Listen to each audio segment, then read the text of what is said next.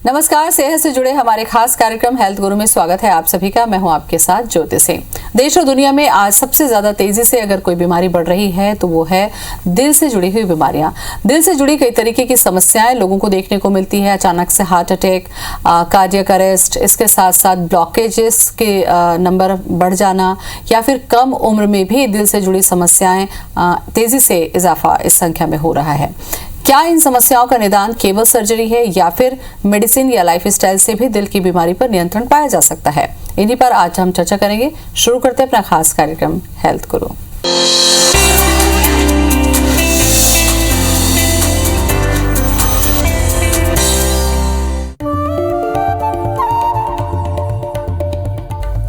माधव बाग India का leading heart care non surgical multi disciplinary clinic and hospital, जिसने life threatening heart disease को कड़ी चुनौती दी है।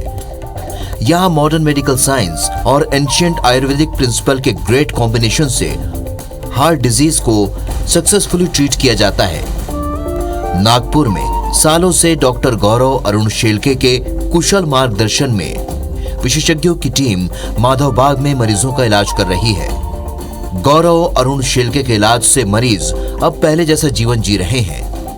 माधव बाग देश का पहला आयुर्वेदिक कार्डियक रिहेबिलिटेशन सेंटर है, जहां एंशिएंट हीलिंग मेथड्स के साथ contemporary and modern scientific approaches के कॉम्बिनेशन से कार्डियक केयर को नया विजन दिया जाता है।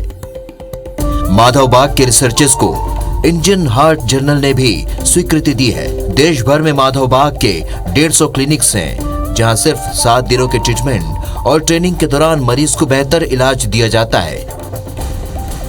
वहीं नागपुर में डॉक्टर गौरव अरुण शेलके की गाइडेंस में स्किल्ड टीम लाखों लोगों को बेहतर कार्डियक केयर की सेवा उपलब्ध कराई जा रही है।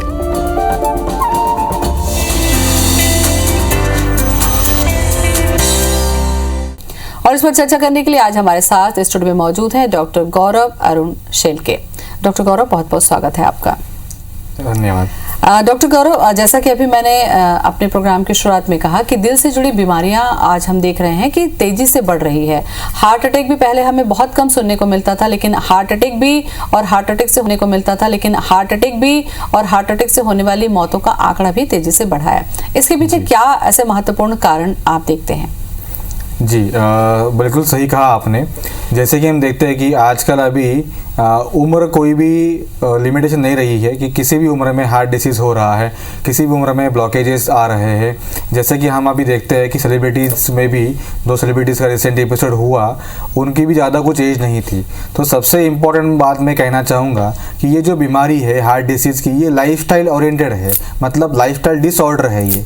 जैसे हमारी जीवन शैली होती है, दिनचर्या होती है, ये बिगड़ने की वजह से होने वाली ये बीमारियाँ है। तो हमें हमारी लाइफस्टाइल चेंज करने के लिए ही सबसे इम्पोर्टेंट ये कदम उठाना पड़ेगा। बिल्कुल। और दिल से जुड़ी बीमारी डॉक्टर साहब ज्यादातर अनदेखी करने के बाद तभी पता चलता है जब ज्यादातर लोगों को या तो फर्स्ट अटैक आ जाता है या फिर हार्ट अटैक से जान ही चली जाती है। तब पता चलता है कि दिल में इतनी सीवियर प्रॉब्लम थी।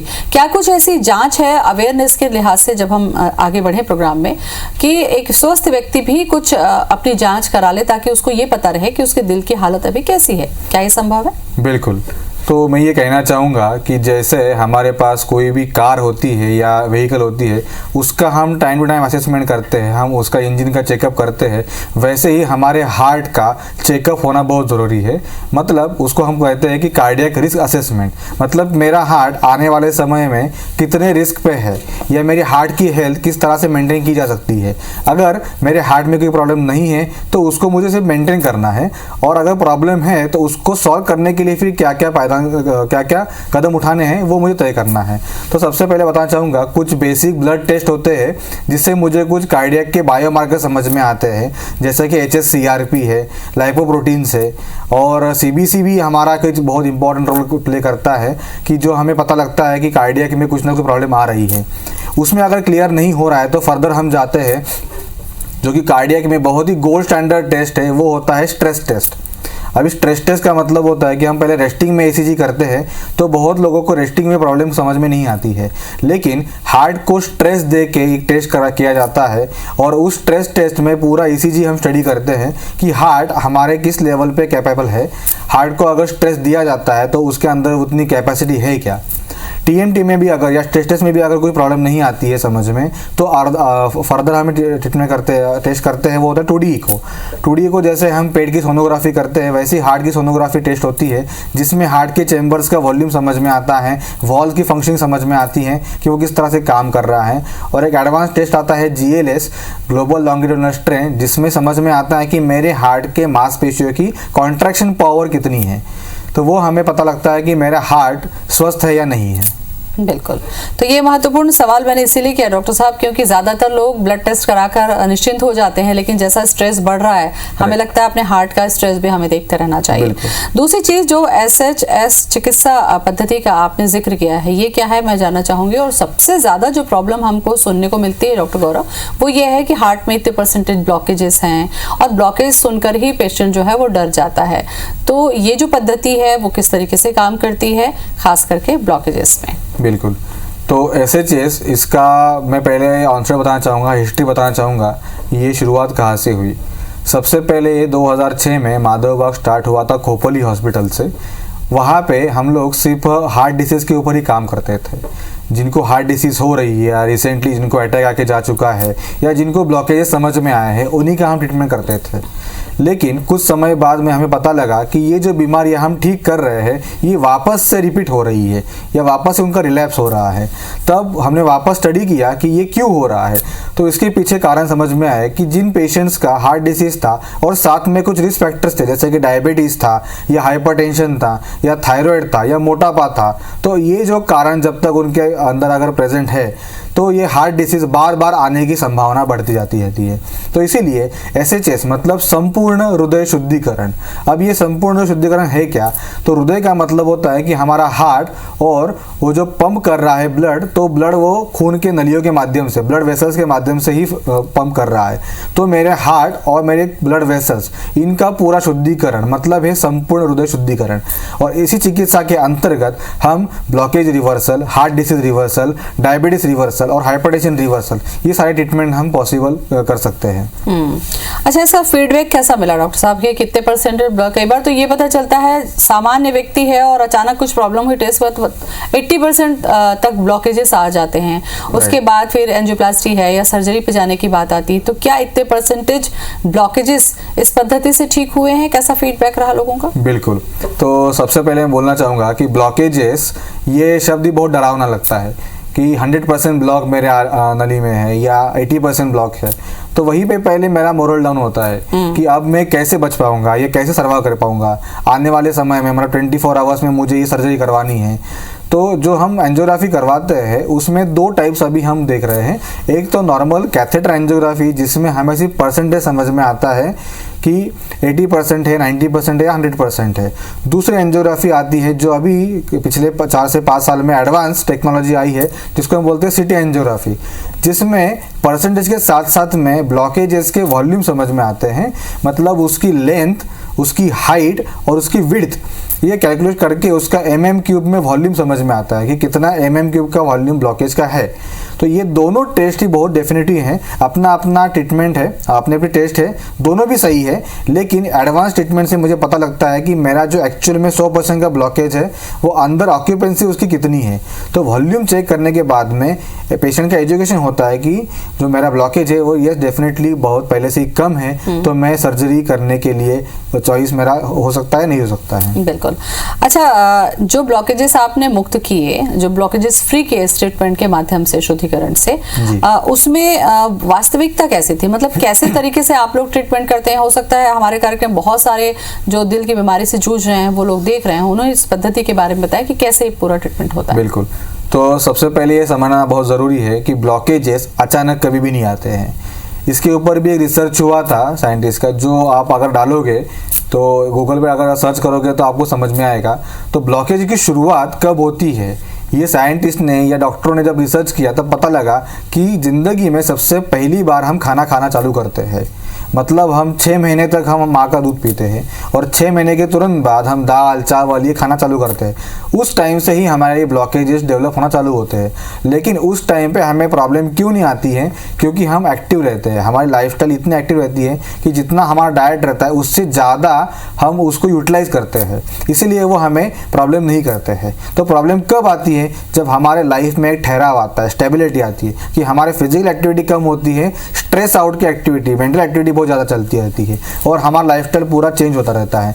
तो ब्लॉकेजेस ठीक करने के लिए सबसे पहले तो उसकी प्रॉब्लम्स क्या है वो समझना ज़रूरी है। ब्लॉकेज के कारण मुझे जो प्रॉब्लम होती है उसमें सीने में दर्द होना या मेरा सांस फूलना, चलते वक्त सीढ़ियाँ चढ़ते वक्त सांस फूलना, या मेरे हार्ट की गति एकदम से बढ़ जाना, धड़कनें तेज़ होना और मेरा बीपी एकदम से बढ़ जाना, ये कुछ लक्षण है बहुत बेसिक जो समझ में आते हैं। तो तुरंत आपको पहले आपका हार्ट का चेकअप करना चाहिए, जिसका मैंने जिक्र किया था, कार्डियक रिस्क असेसमेंट। तो ये करने के बाद आपको पता लग सकता है कि आपका ब्लॉकेजेस कितने लेवल का है और आपका हार्ट क्या रिस्क पे है। अब ब्लॉकेजेस ठीक होने के बाद भी ये लक्षण आपको समझ में आते हैं कि मेरे लक्षण कैसे कैसे कम होते जा रहे हैं। और अगर आपको चेक करना है तो मैं रिकमेंड करूंगा कि आपने वॉल्यूमेट्रिक एनालिसिस करने के साथ साथ ही आप चेक करो कि मेरा डे 1 पे ब्लॉकेज कितना है और डे 90 पे ब्लॉकेज कितना है। शुरुआत दौर पे हमें बहुत दिक्कतें आई कि पेशेंट का बिलीफ नहीं होता है, क्योंकि इतना बड़ा सर्जरी का ऑप्शन एंजियोप्लास्टी और बाईपास ये छोड़ के तुरंत ही अपोजिट डायरेक्शन में जाना है कि नॉन सर्जिकल में, और वो हमारी सबसे बड़ा चैलेंज था। लेकिन इसके जब हमने रिसर्च पेपर पब्लिश किए हैं कि हमारे ब्लॉकेज का वॉल्यूम कम होते हुए दिख रहा है पेशेंट को, तब पेशेंट को खुद यकीन आता है कि yes blockages can be reversed. अच्छा, आयुर्वेदिक पद्धति जो रहती है डॉक्टर साहब, ज़्यादातर लोगों को ये लगता है कि हार्ट से जुड़ी जो प्रॉब्लम्स है इसमें हमें रिस्क नहीं लेना चाहिए, वो सीधे मूव करते हैं एलोपैथी के लिए और फिर जैसा भी ट्रीटमेंट होता है प्रोटोकॉल में वो किया जाता है। लेकिन क्या आयुर्वेद में इतना लोगों के पास में वक्त मिल पाता है आप लोगों को ट्रीटमेंट में कि अगर कोई हार्ट का पेशेंट है या एक बार उसको अटैक आया है, ब्लॉकेजेस ज़्यादा हैं, तो क्या कारगर होता है, कोई रिस्क नहीं होता? यस, डेफिनेटली ये बहुत इंपॉर्टेंट सवाल सभी के मन में आता रहता है, क्योंकि हार्ट मतलब बहुत ही डर होता है पहले ही, और हार्ट अटैक आना ये सबसे बड़ी डरावनी चीज़ है। और उस चीज़ में इमरजेंसी में कोई फैसला लेने के लिए हम सक्षम नहीं रहते हैं, तो वहाँ पे जो हमें कन्वीनियंट लगता है वही हम ट्रीटमेंट पहले फॉलो करते हैं। तो मैं भी यही कहना चाहूँगा कि एलोपैथी या आयुर्वेदिक दोनों पैथी अपनी जगह पे सही काम करती है। जहाँ पे इमरजेंसी कंडीशन आ रही है वहाँ पे पहले पेशेंट को स्टेबलाइज करने के लिए एलोपैथी का सपोर्ट बहुत इंपॉर्टेंट है, लेकिन उसका प्रोग्नोसिस आगे ना बढ़े या हमें फ्यूचर में वो रिस्क ना आए, उसी के लिए हम हम ब्लॉकेज रिवर्सल या हार्ट डिसीज रिवर्सल कंसेप्ट लाए हैं कि आपको हार्ट डिसीज रिवर्स करने के लिए, मतलब आपकी जो प्रॉब्लम चल रही थी, जो गड़बड़ हो रही थी, वो दोबारा ना हो और वो ठीक करने के लिए हम आपको ट्रीटमेंट देते हैं। तो दोनों पैथी का अगर आपने कॉम्बिनेशन कर दिया तो आपके लिए बेटर है। मुझे डायबिटीज़ का प्रॉब्लम 2-3 साल से है। मेरा शुगर नॉर्मली हाई रहता था, but suddenly I think lockdown के चलते जनवरी 2021 में मैंने जब टेस्ट किया तो मेरा शुगर सडनली 300 के आसपास शूटअप हो गया था। जैसे हमने आयुर्वेदिक ट्रीटमेंट के बारे में सोचा तो एक नाम हमारे जहन में आया जिसका नाम है माधोभाग। जो हम लोग डाइट बताएंगे या फिर हमारा जो प्रोग्राम है या प्रोटोकॉल्स है आप वो फॉलो करोगे तो आपका डायबिटीज़ कम्प्लीटली रिवर्सल हो जाएगा, ये उन्होंने हमें आश्वासन दिया। तो मेरा डाइट रिजिम चालू हुआ, डाइट चालू हुआ। इनिशियली डाइट बॉक्स दिया माधोभाग ने हमें, तो डाइट बॉक्स मैंने फॉलो किया। राइट फ्रॉम योर डाइट, आपका एक्सरसाइज रिजिम, आपको क्या खाना है क्या नहीं खाना है, कितने बजे आपको एक्सरसाइज करना है, क्या एक्सरसाइज करना है, आपकी मेडिसिन क्या होंगी आयुर्वेदिक, और आपका पंचकर्मा ट्रीटमेंट कब होगा। तो ये एंटायर प्रोटोकॉल मैंने डेडिकेटेडली 6 महीने मैंने फॉलो किया और उसका रिजल्ट ये है कि मेरा HbA1c जो मेरा जब 9.6 था तो अभी वो नॉन डायबिटिक लेवल में आ गया है, दैट इज़ बिलो 6। और मेरा रिसेंटली GTT रिपोर्ट कंक्लूड हुआ है जो मेरा नेगेटिव आया है। एंड आई थिंक अभी मेरा डायबिटीज़ कम्प्लीटली अब पूरी तरह रिवर्स हो चुका है। For this thanks to everyone in Madhavbaug clinic. Definitely Madhavbaug को रेकमेंड करूँगा सबको, mean they should try Madhavbaug. उन्हें एलोपैथी की तरफ जाने की ज़रूरत नहीं है, माधोभाग से आपका इलाज कम्प्लीटली हो सकता है और डायबिटीज़ कम्प्लीटली रिवर्स हो सकता है। मैं पंजाब पवार रहने वाला मुल्ताई से हूँ। मेरा बिजनेस टेलरिंग शॉप है मेरा। 2014 में 10वें महीने में अचानक मेरी तबीयत गड़बड़ हुई, श्वास फूलने लगी, नाना प्रकार की मेरे को तकलीफें होने लगी। पर मुझे आभास नहीं हुआ कि मुझे ऐसा कुछ लगा, बट ऐसा लग रहा है मेरे को कि मेरा दम घुटे जा रहा था। तो मेरा बेटा ने बोला कि पापा आपको थोड़ी प्रॉब्लम ज़्यादा है, डॉक्टर के पास चलो। मैं जिद से नहीं गया उसके बाद फिर नॉर्मल आ गया, फिर अपने काम से लग गया मैं टेलिंग में। उसी बीच 1-1.5 घंटे के बाद पुनः तकलीफ हुई। तकलीफ इतनी ज़बरदस्त थी मेरे को कि मुझे खुद को आवाज़ नहीं था कि अचानक दर्द क्या था। मतलब वो दर्द मैंने अपनी ज़िंदगी में बहुत अच्छा दर्द देखा और इतना कठिन दर्द भी देखा कि कुछ कह नहीं सकता मैं। और पूरी बॉडी के अंदर मुझे पसीना वगैरह आया था, लेकिन अपने को कुछ ऐसी जानकारी नहीं मिली। अपन फिर डॉक्टर के पास गए, उनके यहाँ फिर इलाज चला, उनने सारा चेकअप वगैरह कराया। उसके बाद मेरे को रोका उनने, 9 बजे समथिंग बताया कि बोले भाई आपको एंजियोप्लास्टी वगैरह कुछ कराना पड़ेगा, ये करना पड़ेगा। मतलब फिर मैं इतना डरने लगा कि शायद मेरी लाइफ उस दिन ख़त्म हो जाएगी। मतलब लगने लगा था अब मैं किसी काम का नहीं रहा। उसके बाद वहाँ से निकला मैं। निकलने के बाद में ये सारी जानकारी मिली दोस्त के माध्यम से। वो आया, उसने सारी चीज़ बताई। कोडाली जाना है आपको, नागपुर से करीबन 50 किलोमीटर दूर है। और आने के बाद मैंने वहाँ, जो मेरा दोस्त था, मेरे को तो उतरने नहीं देता था गाड़ी से, क्योंकि डॉक्टर ने इतना डरा के रखा था कि तुम चल नहीं सकते, ये नहीं कर सकते। मेरे को बस में बिठाला, धीरे से नीचे उतारा। 20 दिन के बाद में फिर मेरा 3 दिन का ट्रीटमेंट हुआ। तो आज शायद मुझे लग रहा है कि मेरी वापस ज़िंदगी मैंने माधवाग से ले चुका हूँ, और इसको शायद मैं तो कभी नहीं भूलूँगा। डॉक्टर साहब, ये भी देखा गया है कि जिनको माइनर अटैक आता है या जिनको आज की तारीख में स्टंट डल चुका है, उन्हें ये लगता है कि हमारे हार्ट में स्टंट डल चुका है, हम सेफ हैं, और वो एज इट इज अपने लाइफ स्टाइल में जीते रहते हैं। यहाँ पर कितना खतरा होता है, क्या वो वापस उनको अटैक हो सकता है, उनकी लापरवाही उन पर भारी पड़ सकती है? ये सवाल मैं आपसे करूंगी। ये ट्रीटमेंट लोगों ने ले लिया आपसे, एक अटैक आने के बाद में लोगों के मन में ये डर बैठ जाता है कि उन्हें कभी भी किसी वक्त दूसरा अटैक आ जाएगा, तीसरा अटैक आ जाएगा। तो ये डर लोगों के मन में कैसे खत्म होता है? क्या आपके ट्रीटमेंट के बाद में लोगों में ये इम्प्रूवमेंट, उनका कॉन्फिडेंस भी बिल्डअप करता है? यस। तो माधवबाग की एक खासियत है कि पेशेंट का एजुकेशन, पेशेंट का ट्रीटमेंट ही सिर्फ नहीं करते माधवबाग में, पेशेंट का एजुकेशन भी करते हैं। मतलब उसको अटैक क्यों आता है, अटैक की कंडीशन क्यों डेवलप हो रही है, ये पहले उसको बताया जाता है। और उससे बचने के तरीके ही सिखाने के लिए हमारा 7 डेज का निवासी चिकित्सा हम प्लान करते हैं कि पेशेंट को डाइट की चीज़ों से या एक्सरसाइज की चीज़ों से कैसे बचा जा सकता है।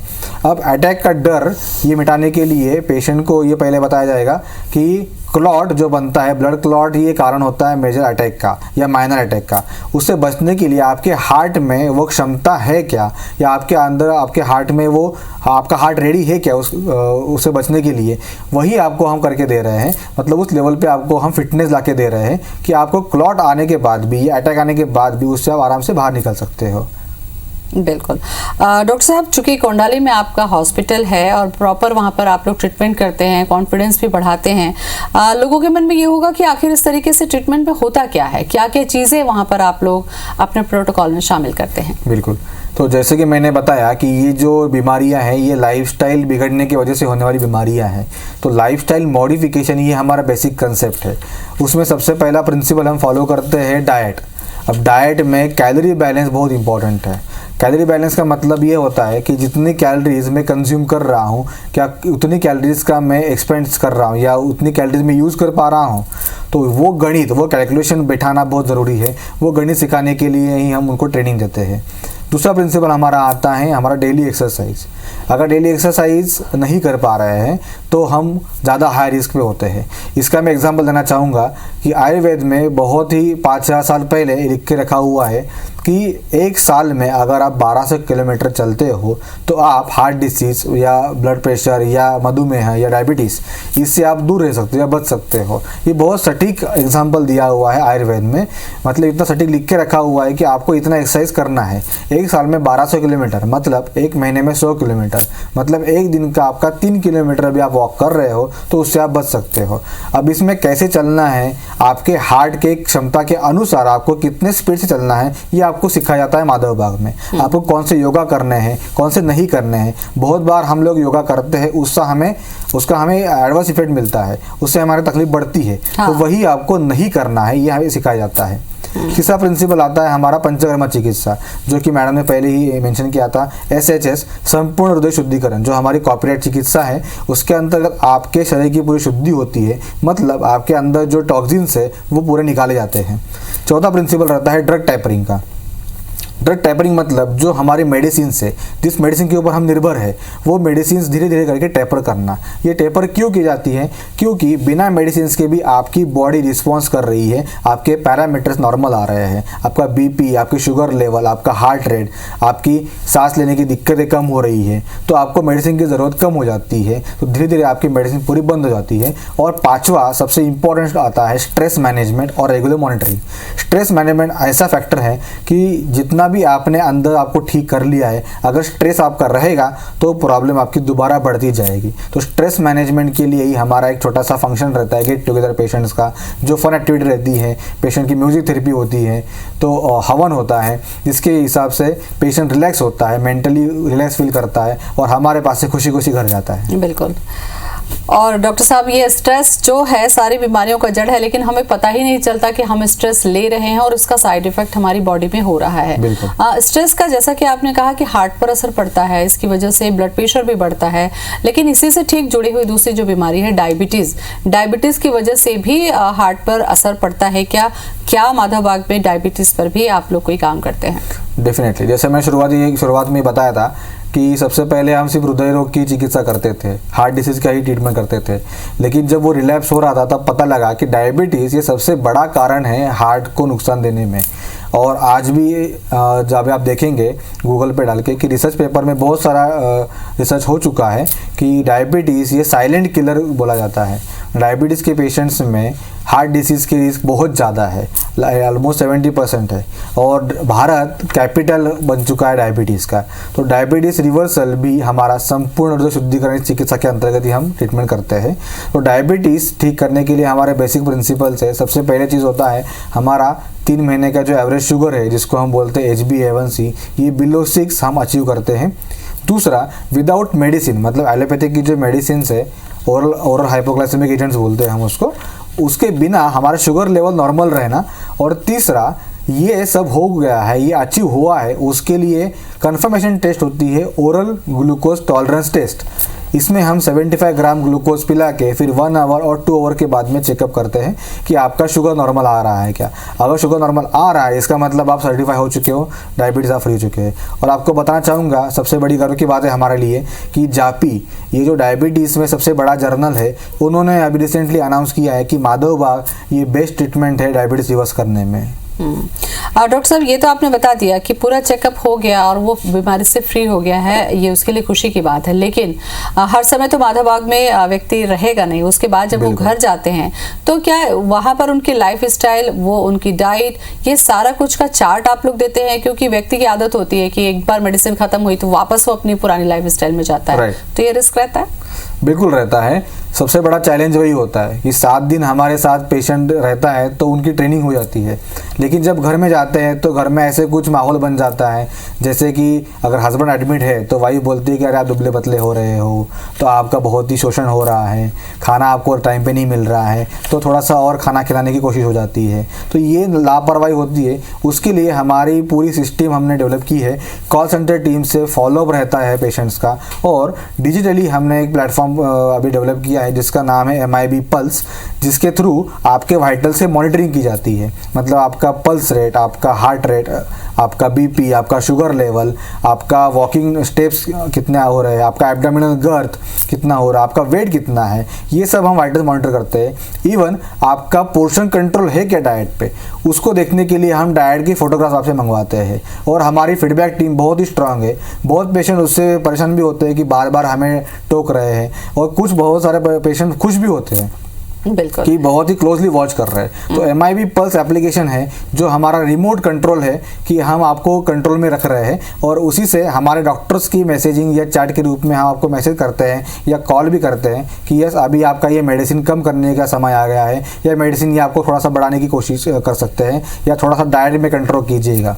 मतलब जाने के बाद भी प्रॉपर फॉलोअप निगरानी बनी हुई रहती है आप लोगों की, ये बहुत अच्छी बात है। डॉक्टर साहब, आप लोगों ने अभी इस ट्रीटमेंट के माध्यम से हमने देखा कि लाखों लोगों को आप लोगों ने ठीक किया है, लेकिन अभी भी बहुत सारे, हो सकता है इस कार्यक्रम को देखने के बाद में मेरे जैसे बहुत सारे जो लोग हैं इस वक्त कार्यक्रम को देख रहे हैं, उनके मन में ये इच्छा हो कि वो आप तक संपर्क करना चाहें, तो कैसे अप्रोच कर सकते हैं, कैसे पहुंच सकते हैं, इसके बारे में भी थोड़ी जानकारी दीजिए। बिल्कुल। तो हमारा हेल्पलाइन नंबर है, उसके ऊपर आप डायल कर सकते हो, मिस कॉल दे सकते हो।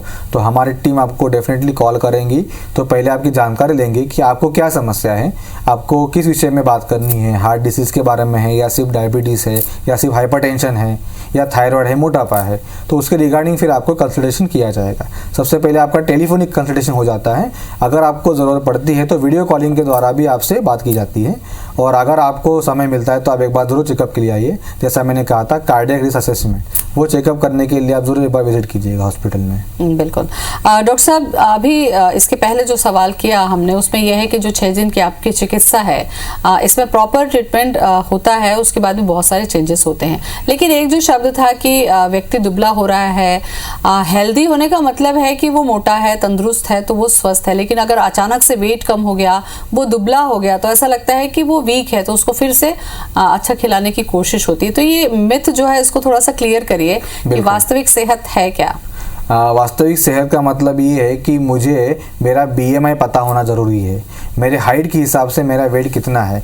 बहुत लोगों का ये कंसेप्ट रहता है कि मैं मोटा हूँ मतलब मैं खाते पीते घर का हूँ। लेकिन अगर मेरा BMI अगर बहुत ज़्यादा है तो ऑब्वियसली मेरे हार्ट के ऊपर उतना वर्कलोड ऑलरेडी आ चुका है या ऑलरेडी वो काम कर रहा है। और हार्ट एकमात्र ऐसा मेरा ऑर्गन है जो 24 घंटे में 1 सेकंड की भी रेस्ट नहीं लेता। उसने अगर रेस्ट लिया तो हमारा रेस्ट इन पीस हो सकता है। तो इसीलिए मेरा वर्कलोड कम करना है, मतलब मेरा वेट कम करना है। अब इसमें 2 प्रिंसिपल्स है, जैसा कि मैडम ने कहा कि हेल्दी वेट लॉस एक कंसेप्ट होती है और एक होता है कि बीमारी के चलते वेट लॉस हो रहा है, मतलब अंदर कोई गड़बड़ है जिसकी वजह से मेरा वेट लॉस हो रहा है, जो बहुत ही खतरनाक है। लेकिन यहाँ पे जो अननेसेसरी थिंग्स है, मतलब जो कचरा है, उसको बाहर निकालने के साथ आपका वेट लॉस अगर हो रहा है तो आपका फिटनेस लेवल अच्छा हो जाता है। तो उसी के बारे में बात कर रहा था मैं। अच्छा, अचानक से अगर वेट लॉस हो रहा है डॉक्टर साहब, तो क्या कुछ ऐसे टेस्ट हैं जिसको कराकर ये कंफर्म किया जा सकता है कि अचानक से वेट लॉस क्यों हुआ? दूसरा ये कि अगर बहुत ज्यादा मोटापा है या बहुत व्यक्ति मोटा है तो उसको ये नहीं समझ में आता कि मेरे मोटापे का हार्ट की बीमारी से क्या लेना देना है। ये चीजें भी समझने की जरूरत है ताकि अपने मोटापे को व्यक्ति कंट्रोल करे। राइट। तो जैसे कि मैंने कहा कि वेट लॉस अगर सडनली हो रहा है तो सबसे पहला तो डायबिटीज ये बड़ा कारण होता है सडन वेट लॉस का। या दूसरा, मेरा हार्ट अगर फेल्यूर में जा रहा है।